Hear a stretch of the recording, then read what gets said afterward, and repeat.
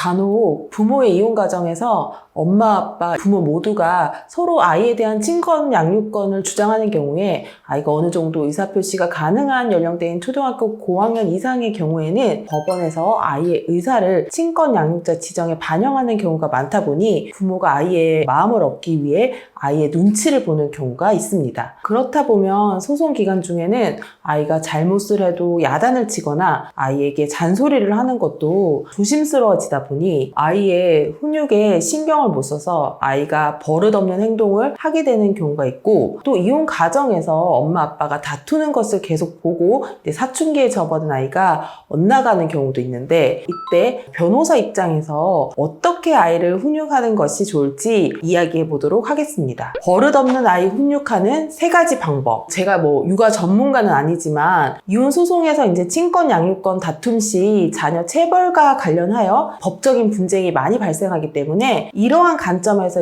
버릇없는 아이 훈육하는 3가지 방법을 이야기해 보도록 하겠습니다. 원래 민법에서는 자녀 징계권 조항을 두고 있어서 부모가 자녀를 체벌할 수 있는 권리가 부여되어 있었습니다. 그러나 이러한 권리가 오남용되면서 아동 학대 문제가 발생되다 보니 2021년에 부모의 자녀 징계권 조항이 완전히 삭제되어 이제는 사실상 자녀에게 물리적인 제재, 예를 들어서 해초리로 손바닥이나 종아리를 때린다던가 하는 식의 체벌은 절대 해서는 안 됩니다. 이러한 체벌이 행하여지면 이혼 소송 과정에서 상대방이 아동 학대로 고소를 하는 경우가 굉장히 많아지고 있고, 아동 학대죄가 인정이 되며 친권 양육권 지정되는 부분에서 매우 어렵습니다. 그렇지만 부모된 입장에서 아이가 버릇없이 엇나가는 것을 가만히 보고 있을 수만은 또 없기 때문에 이럴 때는 어떻게 해야 되는 건지 정말 고민이 많이 되실 것입니다. 우선 첫 번째, 잘못된 행동에 대해서는 어떤 행동이 잘못된 것인지를 구체적으로 짚어주고 이에 대한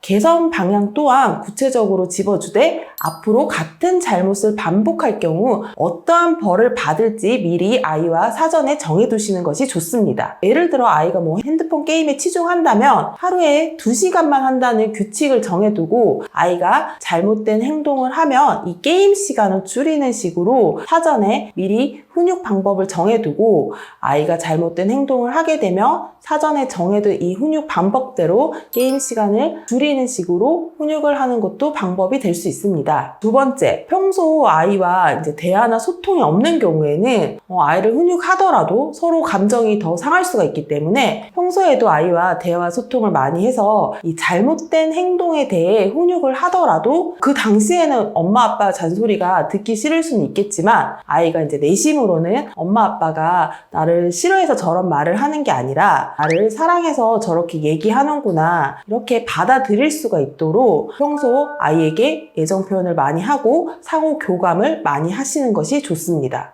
셋째, 아이의 성향에 따라 훈육 방법을 정하는 것이 좋습니다. 아이가 화가 나면은 대화를 거부하고 방에 들어가 버리는 그런 성향이라면 대화를 거부하는 아이를 굳이 불러내서 계속 말을 하기보다는 할 말을 편지나 일기 형식으로 적어서 글로 잘못된 부분에 대해 개선 방향을 지적해 주는 것도 방법이 될 수 있습니다. 당사자 본인의 힘만으로 아이 훈육하는 것이 어렵다면 좀 더 전문가의 도움을 받아 심리치료나 놀이치료를 받으면서 아이와의 관계 개선을 시도하시는 것도 방법이 될 수 있습니다. 오늘은 버릇없는 아이 훈육하는 방법에 대해서 이야기해 보았습니다. 더 궁금하신 사항이 있으시면 전화로 문의 주시면 됩니다.